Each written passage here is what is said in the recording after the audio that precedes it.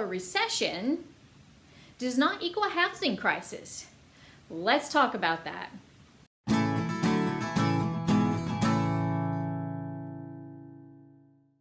Hi, my name is Tonya Byrd and I'm with Keller Williams Realty, Atlanta Partners in Peachtree City, Georgia. And today we're going to be talking about how a potential recession does not necessarily equal a housing crisis. So I know 2008, some of us have a bitter taste in our mouths from the last Great Recession. We're actually going to look at what happened in the last 5 recessions to the housing market, going all the way back to 1980. Then we're going to take a peek at where we were in 2008 and where we are today. And I have great news. We're in a good position today. Then we're going to talk about lessons we learned from the 2008 Great Recession. And then finally, we're going to wrap it up with, if you do find yourself in a situation where the bank starts foreclosure proceedings, you actually have tools that can help you navigate through that. So let's get started. Okay, let's go take a peek at what happened in the last 5 recessions going all the way back to 1980. As you can see, the housing market only took a hit 2 out of the 5 recessions. Once in 1991 and then once in 2008. Now let's specifically go look at what happened to 2001. So in 2001 was when the dot-com bust happened and then 9/11 happened. And we feel like that what we're going through right now with the coronavirus, that's similar to what happened with 9/11. So when 9/11 happened, a lot of people did not want to go out to concerts. They didn't want to gather in restaurants. They were afraid we were going to get more terrorist attacks.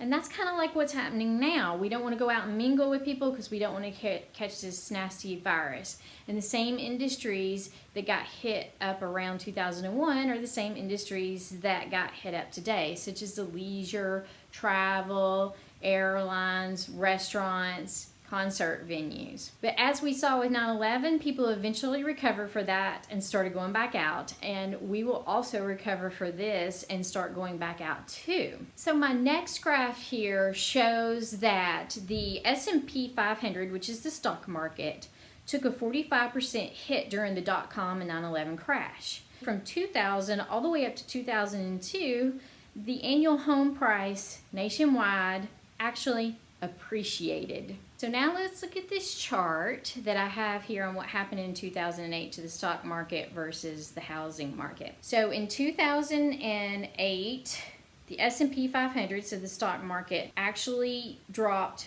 51% and housing took a dip as well. The reasoning behind this is because the mortgage industry was directly correlated with what happened in the stock market. So let's look at what that looked like back then versus today. So before the 2008 crash, people could actually go out and get a mortgage based off of stated income, and they did not have to prove how much money they had. There was a lot of demand for housing and prices shot up. So let's look at this graph to the 6 years leading up to the crash versus the 6 years leading up to today.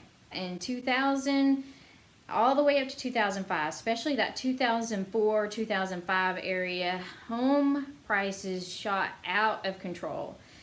And today you could see that we're relatively steady. We do have healthy growth for the most part, and things aren't crazy out of control. So now let's talk month supply.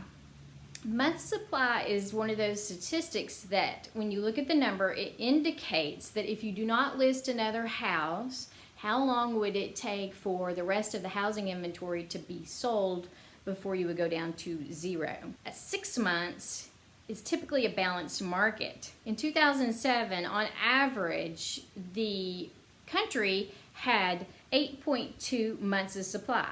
This means we were actually in a buyer's market and there wasn't a lot of demand for housing. So there was a whole bunch of houses on the market, but not enough of demand to buy those houses.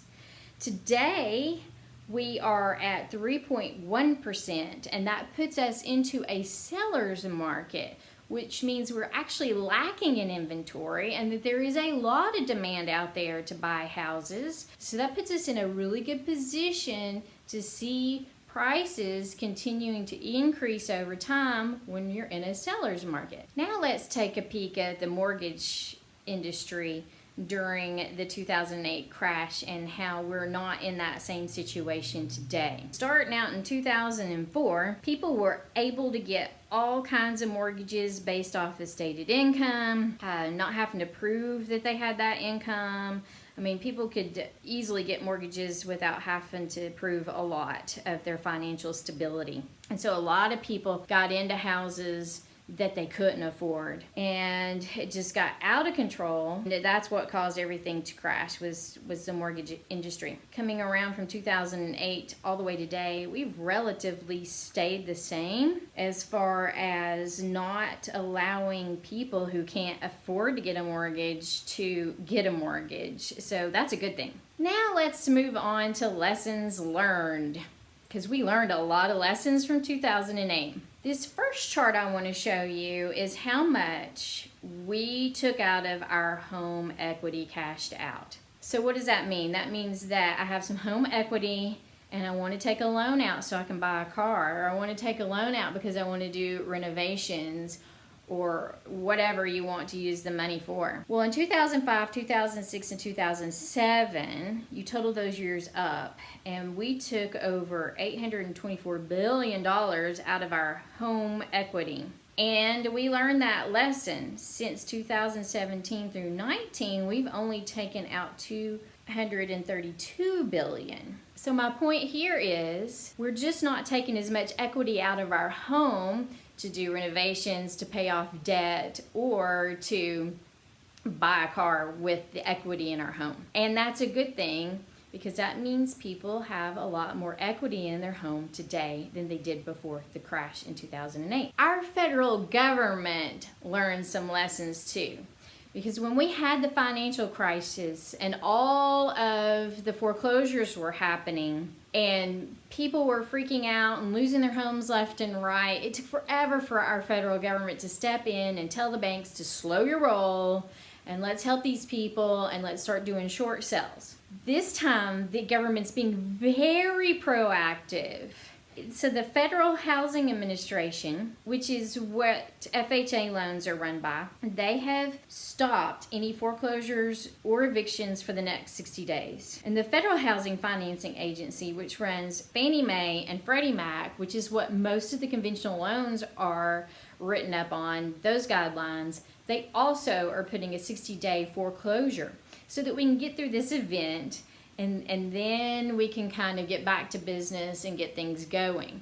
So they took that action last week. So kudos for them for stepping in and taking those swift actions on our behalf. We will get through this event, and there is light at the end of the tunnel. All you have to do is look to China to see how they have recovered from this event, and they're pretty much back to business right now. But what happens after we get through this event if you find yourself in a situation where you are getting foreclosed upon because it's past 60 days and maybe you lost your job and you just don't know what to do? Well, you do have tools in your toolbox that can lessen the blow on your credit if you take advantage of the toolbox. There's the ability to talk to the bank and do short sales. There's the ability to work out payment plans with the bank. Or you could temporarily file for bankruptcy until you get back on your feet. So if you do get a letter in the mail from your bank, pick up the phone and have a conversation.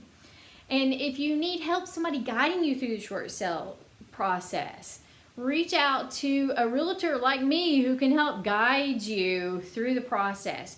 And if you don't know of a good bankruptcy attorney, reach out. I'll be glad to make that connection for you if you're here in the greater Atlanta area, because I know people. And if you're not, I can definitely hook you up with a great real estate agent in your neck of the woods.